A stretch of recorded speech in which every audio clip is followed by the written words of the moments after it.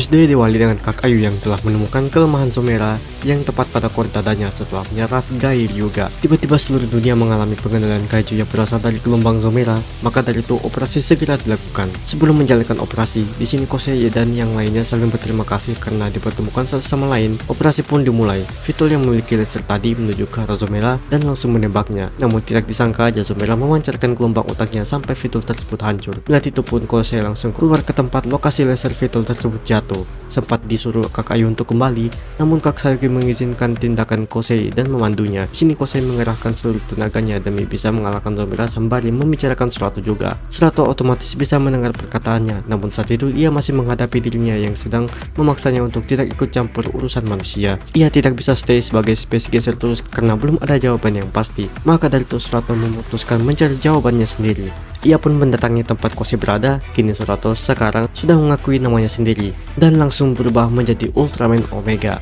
Omega pun melawan Zomera dengan sekuat tenaga sembari energi laser Vital terisi penuh. Setelah segel di dada Zomera hancur oleh Omega, Kosei pun mengerahkan Vital ke core dada Zomera dan menembaknya. Namun tidak disangka Zomera masih bisa menembak melalui mulutnya. Serangan itu ditahan oleh Omega yang membuat keduanya berada di alam bawah sadar. Shin Surato kayak merasa gagal melindungi Kosei.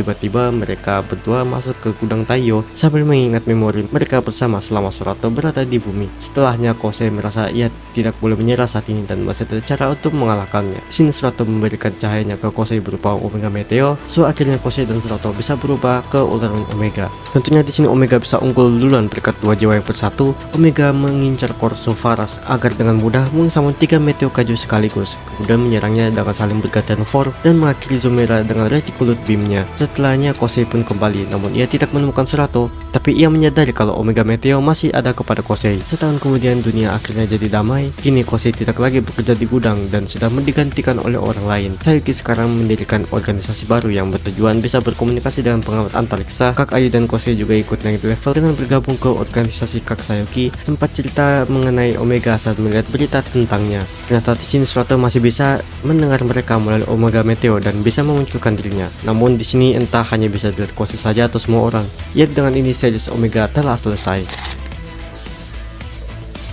Seperti yang sudah aku bilang di shorts kemarin, kalau episode terakhir ini bakal all in mulai dari ceritanya, detailnya, dramanya, dan pengambilan gambarnya. Pokoknya semuanya dieksekusi dengan baik di episode terakhir ini. Terutama momen yang paling tunggu-tunggu, Kosei bisa berubah menjadi Ultraman Omega dan scene double transformnya yang ini epic parah sih. Next setelah ini seperti biasa gue bakal bikin video review mengenai series Omega ini.